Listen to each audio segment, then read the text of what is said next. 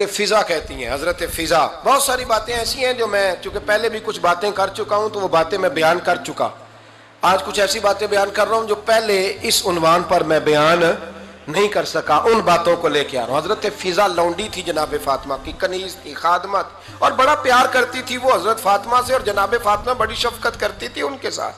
جناب فضا کہتی ہیں ہمارے ساتھ ہی نا دو چار گھر چھوڑ کے ایک یہودی مسلمان ہوا تو اس کے رشتہ داروں نے رشتے توڑ دیے، ناطے توڑ دیے، سارا خاندان مسلمان ہو گیا، لوگوں نے ملنا گلنا چھوڑ دیا.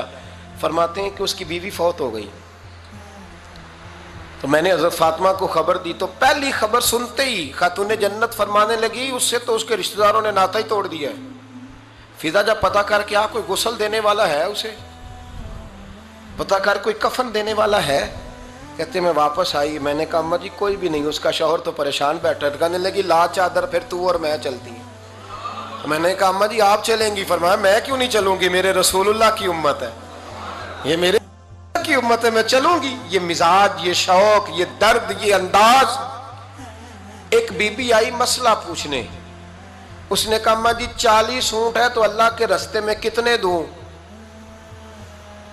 تو حضرت فاطمہ فرمانے لگی اگر یہ سوال تجھ سے ہوتا تو جواب اور ہے، مجھ سے ہو تو جواب اور ہے. تو بی بی کہنے لگی اماں جی دونوں ہی بتا دیں. تو اماں فرمانے لگی اگر 40 اونٹ تیرے پاس ہو تو نے اس میں سے ایک دینا ہے، اور اگر 40 فاطمہ کے ہو تو فاطمہ نے سارے ہی اللہ کے رستے میں دینے ہیں. تیرے لیے حکم اور ہے اور میرے لیے بات اور ہے. تیرے پاس ہو تو 40 میں سے ایک دے دے، اور میرے پاس ہو تو میں 40 کے. اور ایک بات اگر نہ کروں تو موضوع مکمل نہیں ہوتا.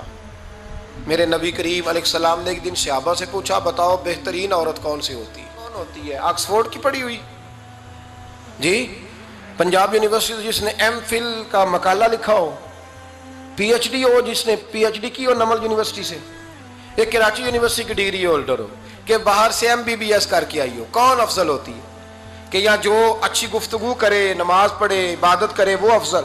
کوئی تو ایسی وجہ ہوگی نا.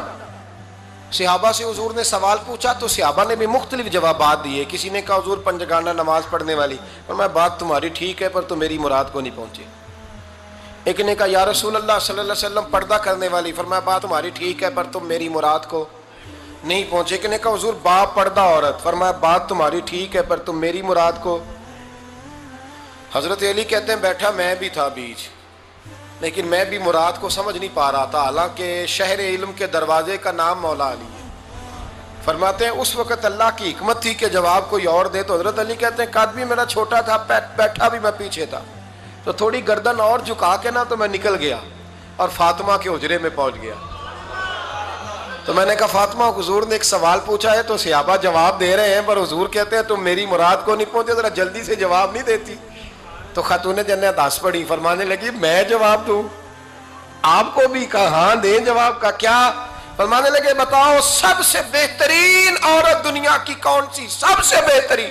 تو جناب فاطمہ کہنے لگی سادہ سا جواب تھا، آپ لوگوں کو آیا کیوں نہیں؟ کہا چلو بتاؤ. جناب فاطمہ فرمانے لگی دنیا کی سب سے بہترین بی بی وہ ہے جس کو نہ کبھی غیر محرم نے دیکھا ہو، اور اگلے لفظوں پہ غور کرنا، نہ کبھی غیر محرم نے اسے دیکھا ہو اور نہ اس بی بی نے کبھی کو غیر محرم دیکھا ہو. یہ کوئی پردہ نہیں کہ بی بی کہتی ہے جناب میں تو چہرہ ڈھام کے نکلی تھی، باقی میں دکاندار سب سے بات چیت کر آئی، سب کے چہرے دیکھ آئی. حضرت فاطمہ نے بتایا کہ تیری آنکھوں کا بھی پردہ ہے. اور وہ روایت وہاں الگ موجود ہے کہ حضور نے حضرت عائشہ صدیقہ ام سلمہ سے کہا کہ عبداللہ ابن مکتوم نابینا ہے تو پردہ کرو. تو یہ نابینا اس سے پہلے سیرت نگاروں نے لکھا ہے کہ ایک دن یہ اس سے پہلے حضرت فاطمہ کے گھر چلے گئے حضور کے ساتھ. تو نبی کریم علیہ السلام نے جب ان کو لے کے حضور داخل ہوئے تو جناب فاطمہ نے آنکھیں جھکا لی، پردہ کر لیا. تو حضور نے فرمایا بیٹی وہ تو نابینا ہے. تو عرض کرنے لگی حضور مجھے تو نظر آ رہا ہے نا. یعنی حضور نے جو ازواج کو کہا وہ بات کی. جناب فاطمہ کا جو انداز ہے وہ نرالا ہے. تو حضرت علی کہتے ہیں جناب فاطمہ نے جواب دیا کہ بہترین عورت وہ جسے نہ کبھی غیر محرم دیکھا ہو اور نہ غیر محرم نے کبھی، وہ بی بی نے بھی کبھی غیر محرم بندہ نہ دیکھا ہو، دیکھا ہی نہ ہو اس نے. یہ پوائنٹ ذرا مشکل ہے، سمجھنے والا ہے. تو حضرت علی کہتے ہیں میں وہاں سے گردن جھکائی اور بیچ آ کے بیٹھ گیا. بات ابھی جاری تھی. حضور نے فرمایا آتا ہے کسی کو جواب؟ تو کہتے میں نے ہاتھ کھڑا کیا، میں نے کو حضور آتا ہے، تو حضور مسکرا پڑے، فرمایا چل بتا۔ میں نے عرض کی حضور بہترین عورت وہ ہے کہ نہ کبھی اسے غیر محرم نے دیکھا ہو نہ اس نے کبھی غیر محرم دیکھا ہو۔ تو حضرت علی کہتے ہیں شاباش، مجھے ملنی چاہیے تھی نا۔ حضور مسکرا پڑے، کہنے لگے میں نے تو پہلے ہی کہا ہے فاطمہ تو بدعت منی، فاطمہ میرے جگر کا ٹکڑا ہے، میں نے تو بڑا پہلے کہہ دیا ہے۔ تو کہتے ہیں صحابہ میری طرف دیکھنے لگے کہ یہ تو تعریف فاطمہ کی ہونے لگ گئی ہے۔ تو میں نے کہا کیا کریں؟ اس محبوب کو بتایا ہے جس کے لیے اللہ نے کوئی پردہ رکھا ہی نہیں، سارے پردے کھول دیے۔ حضرت فاطمہ کے وصال کا وقت آیا، انتقال کا، تو حضرت اسماء بنت امیس کو بلایا اور بلا کے فرمانے لگی تو مجھے غسل دینا اور سوائے میرے شوہر مولا علی کے کسی اور سے مدد بھی نہ لینا۔ اور فرمانے لگی میں نے حبشہ کے بارے میں سنا ہے کہ وہاں جب بیویوں کا جنازہ اٹھتا تھا تو وہ لوگ چارپائی کے اوپر یوں کر کے اس طرح کر کے لکڑیاں لگاتے تھے، نیچے باندھ لیتے تھے اور لکڑی میں لچک ہو تو اوپر جا کے پھر اس کو باندھ دیتے تھے تو پردہ بن جاتا تھا۔